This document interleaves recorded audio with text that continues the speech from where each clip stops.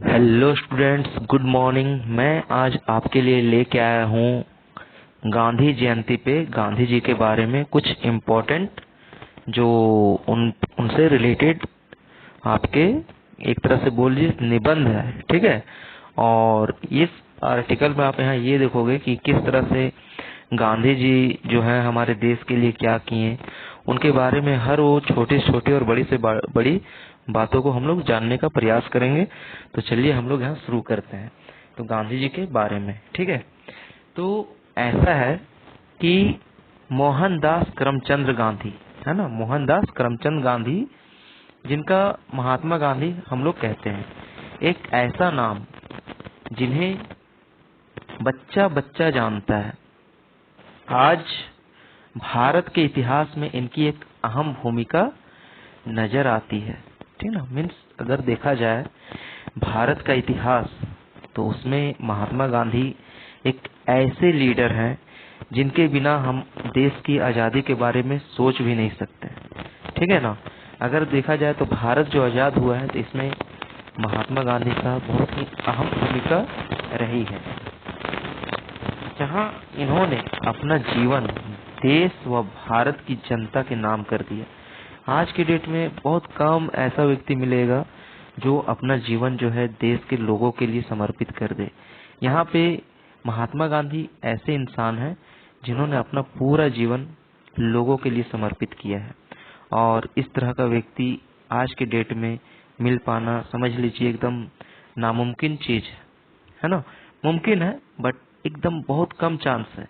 1-2% ही ऐसे लोग हैं आज के डेट में जो कि चाहेंगे दूसरों को भलाई करना, दूसरों के लिए अपना जीवन समर्पण करना। तो गांधी जी के व्यक्तिगत जीवन और उनके परिवार पर हम लोग रोशनी डालेंगे और उनके बारे में समझेंगे। तो इनका जन्म जो है आज ही के तारीख में 2 अक्टूबर को हुआ, 1869 को, ठीक है। जो कि अभी मीन्स कहा जाए तो गुजरात का एक तटीय शहर है जिसका नाम है पोरबंदर में हुआ था। इनके पिता का नाम था करमचंद गांधी।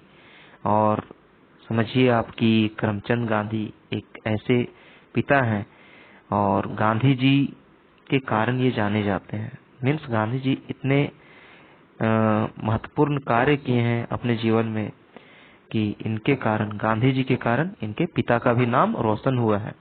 तो बहुत ही भाग्यशाली होता है वो पिता जिसका नाम उसके बेटे के नाम से जाना जाए, ठीक है। और करमचंद गांधी भी कोई नॉर्मल व्यक्ति नहीं थे उस टाइम में, वो भी अपने टाइम के बहुत बड़े व्यक्ति थे, ठीक है। क्योंकि आप समझ सकते हैं कि इनका बेटा जो है वो लंदन जाके पढ़ाई कर रहा है। मीन्स ये भी कोई पुअर फैमिली से बिलोंग नहीं करते थे, मीन्स अच्छे फैमिली से बिलोंग करते थे, आखिर फाइनेंशियली स्ट्रांग फैमिली से बिलोंग करते थे।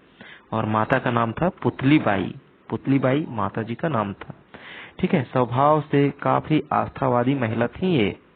और एवं इनके पिता पेशे से पोरबंदर के एक दीवान थे, ठीक है ना, क्या थे, दीवान। और गांधी जी पर भी अपनी माता और क्षेत्र में प्रचलित जैन परंपराओं का गहरा असर हुआ, ठीक है। तो महात्मा गांधी जी ने कुछ खास परंपराओं को अपने जीवन में खास महत्व दिया, जैसे उपवास कर आत्मा की शुद्धि करना, ठीक है। आज के डेट में भी लोग फास्टिंग करते हैं, उपवास करते हैं पूजा पाठ के नाम पर। आखिर उपवास करने से भी मानव का क्या होता है, एक तरह से हेल्थ के लिए ये अच्छा चीज है। हर धर्म में उपवास का एक अलग ही महत्व बताया गया है, ठीक है। चाहे हिंदू हो या मुस्लिम हो, क्रिश्चियन, जैन, पारसी, हर धर्म में उपवास का एक अलग ही महत्व है, ठीक है।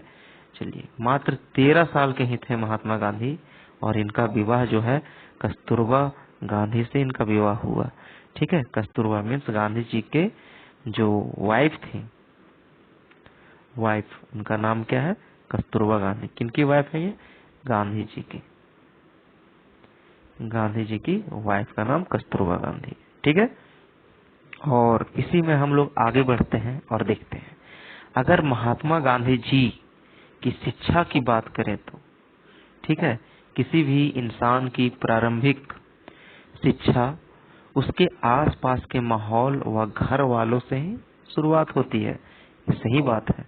अगर आसपास के माहौल का इतना असर पड़ता है शिक्षा पे, तो ये बहुत ही इम्पोर्टेंट बात है। गांधी जी ने अपने बालपन से ही सही और गलत में फर्क करना सीख लिया था, है ना। मीन्स दिल के बहुत ही साफ व्यक्ति थे। इनको झूठ बोलना एकदम पसंद नहीं था, गलत काम करना एकदम पसंद नहीं था। ये एक ऐसे व्यक्ति थे। और इन्होंने अपनी प्रारंभिक पढ़ाई स्थानीय पोरबंदर से पूरी की और बाद में हाई स्कूल शिक्षा इन्होंने राजकोट से पूरी की और मैट्रिक के लिए वे अहमदाबाद चले गए और बाद में वकालत की पढ़ाई इन्होंने लंदन से पूरी की। कहाँ से? लंदन से। मीन्स वकालत की पढ़ाई वहां से पूरी की है। ये देखिए, बात ऐसा है कि गांधी जी पढ़ाई में बहुत अच्छे नहीं थे, लेकिन पढ़ाई को ये कंटिन्यू रखे और इन्होंने वकालत किए। मतलब वकालत में इनको काफी इंटरेस्ट रहा होगा उस समय, ठीक है। इन्होंने भारतीय समाज में सभी के शिक्षित होने पर जोर दिया। वे भारतीय पद्धति को द ब्यूटीफुल ट्री,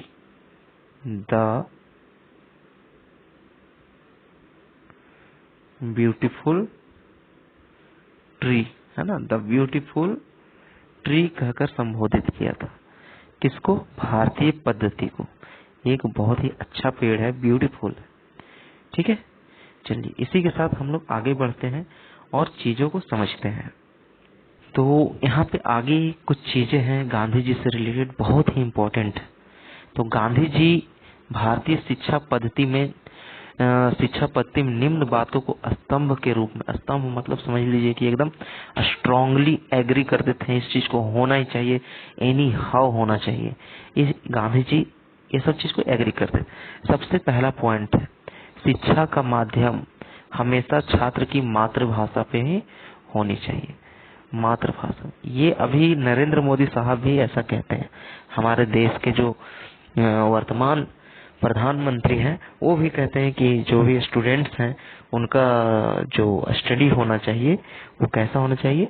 उनके मातृभाषा में होना चाहिए। मात्र नहीं, मातृ होना चाहिए, मातृभाषा में, ठीक है। इसमें साक्षरता को शिक्षा नहीं कहा जा सकता है। आप जितना भी डिग्री ले लें, बट वो शिक्षा नहीं है। शिक्षा मीन्स आपके एक तरह से समझ लीजिए कि वो अलग चीज है ना।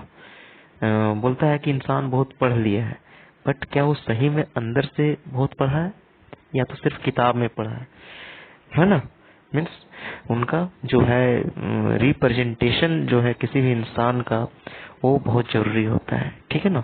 चलिए, साक्षरता को शिक्षा नहीं कहा जा सकता है, डेट्स द पॉइंट। अभी भी ये पॉइंट जो है बहुत ही ज्यादा वैलिड है। नेक्स्ट है, शिक्षा बालक के मानवीय गुणों का विकास करता है। मानवीय गुण, ये पॉइंट और ये पॉइंट एक दूसरे से बहुत ही ज्यादा रिलेटेड है। और किसी भी बच्चे को, जो 7 से 14 वर्ष का बच्चा है, उसको निःशुल्क शिक्षा होना चाहिए और अनिवार्य शिक्षा मिलनी चाहिए। ये गांधी जी का कहना था। बहुत ही जिंदा दिल इंसान थे। बहुत कम आदमी ऐसा सोचता है और उस चीज को मीन्स कहा जाए तो रूल में लाना बहुत कठिन होता है।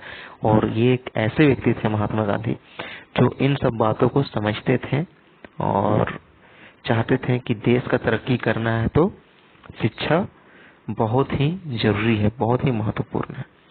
महात्मा गांधी ने भी भारत को आजादी की तरफ ले जाने में महत्वपूर्ण काम किए और इस दौरान उन्होंने कई मुश्किलों का सामना भी किया और भारत को अपना सम्मान दिलाने के रास्ते में उन्हें कई बार जेल भी जाना पड़ा, है ना। कई बार अनशन भी किए। खैर, अनशन करना तो समझ लीजिए गांधी जी का स्टार्टिंग पॉइंट ही रहा है कि किसी भी बात को अगर मनवाना है तो अनशन करके मनवा सकते हैं। अब क्या करेगा, कोई बच्चा घर में ही कोई बात मनवाना है तो छोटा मोटा टाइप का अनशन करता है, खाना नहीं खाएंगे, है ना, ये काम नहीं करेंगे, वो काम नहीं करेंगे, क्योंकि उसका कोई भी काम है जो अपने माता पिता से मनवाना है, इसलिए वैसा करता है। तो उस केस में क्या होता है कि पिताजी आते हैं, 2 झापड़ लगाते हैं, तो गांधी जी का जितना भी फिलोसफी है वहाँ भंग हो जाता है और फिर बच्चा अनशन से उठ के अपना काम में लग जाता है ना। तो चलिए देखते हैं आगे, है ना। आंदोलन किए थे गांधी जी, अनशन करके किए थे और कई बार उन्हें जेल भी जाना पड़ा, राइट।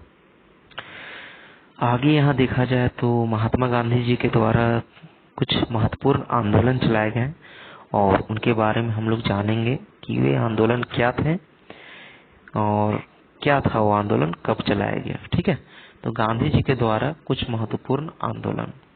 सबसे पहला है आपका यहाँ पे असहयोग आंदोलन।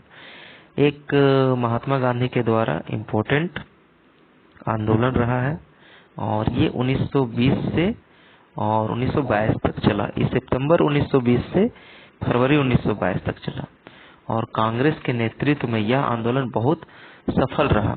भारतीय जन समूह ने भी पूरा योगदान दिया, मीन्स जितने भी महात्मा गांधी के समर्थक थे, है ना, वो बहुत ही ज्यादा सपोर्ट किए महात्मा गांधी को और यह आंदोलन सफल रहा। ठीक है, नेक्स्ट आता है आपका नमक सत्याग्रह। सफल रहा मीन्स बहुत सफल रहा, है ना, कितना सफल रहा वो बात की बात है, लेकिन काफी हद तक इफेक्टिव रहा ये। उसके बाद है नमक सत्याग्रह। नमक सत्याग्रह क्या है कि अगर देखा जाए तो 12 मार्च 1930 को साबरमती आश्रम से डांडी ग्राम तक 24 दिन तक ये महत्वपूर्ण सत्याग्रह माना जाता है। ये नमक सत्याग्रह में क्या किए थे, ये समुद्र के पानी से नमक बनाए थे और अंग्रेजों के मुंह पे समझ लीजिए एक थप्पड़ था कि महात्मा गांधी बिना कुछ किए नमक बना के जो अंग्रेज का कानून था उसका उल्लंघन किए थे वहां पे, है ना। और ये 12 मार्च 1930 को ये डांडी यात्रा चला था। ठीक है, अभी भी आप देखते होंगे तो नमक का नाम जो है आपका डांडी रहता है ना।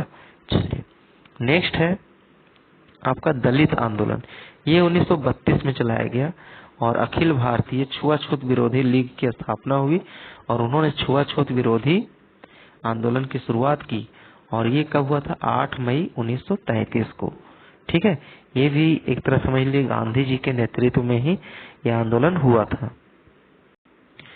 नेक्स्ट आंदोलन है यहाँ पे भारत छोड़ो आंदोलन। द्वितीय विश्व युद्ध के दौरान 8 अगस्त 1942 को, है ना, भारत छोड़ो आंदोलन प्रारंभ किया जिसका मेन उद्देश्य था भारत को आजाद करवाना और 1947 में भारत आजाद हुआ भी। मजबूरन अंग्रेजों को भारत को छोड़ के जाना पड़ा, बट बहुत सारी चीजें जो हैं वो सिर्फ अंग्रेज गए थे भारत छोड़ के। अंग्रेजों के द्वारा दिया गया जितना भी कल्चर था वो भारत छोड़ के नहीं गया, वो अभी भी भारत में है और लोग उसको फॉलो करते हैं। जितने भी कानून हैं इंडिया में वो सभी अंग्रेज के द्वारा बना हुआ है। जो अंग्रेज यहाँ पे शासन किए हैं 200 इयर्स तक, उन्हीं के द्वारा बनाया हुआ कानून को हम लोग फॉलो करते हैं। और जितने भी कानून में जो संशोधन होता है वो किस तरह से होता है, जो आपका संशोधन कर करके उसको कुछ कुछ चेंज किया गया है। ठीक है, चलिए अब नेक्स्ट देखते हैं हम लोग। अगला जो सत्याग्रह था महात्मा गांधी के द्वारा जो रन किया गया था वो था चंपारण सत्याग्रह। ये बात सन 1917 का है, जो कि बिहार के चंपारण से यह आंदोलन का शुरुआत हुआ था। आंदोलन का कारण क्या था कि अंग्रेज शासन द्वारा किसानों को जबरदस्ती कम दाम में नील की खेती करवाई जा रही थी। कम दाम में नील की खेती, कम दाम, ठीक है ना। और जिसके कारण किसान 2 वक्त का खाना भी नहीं जुटा पा रहे थे।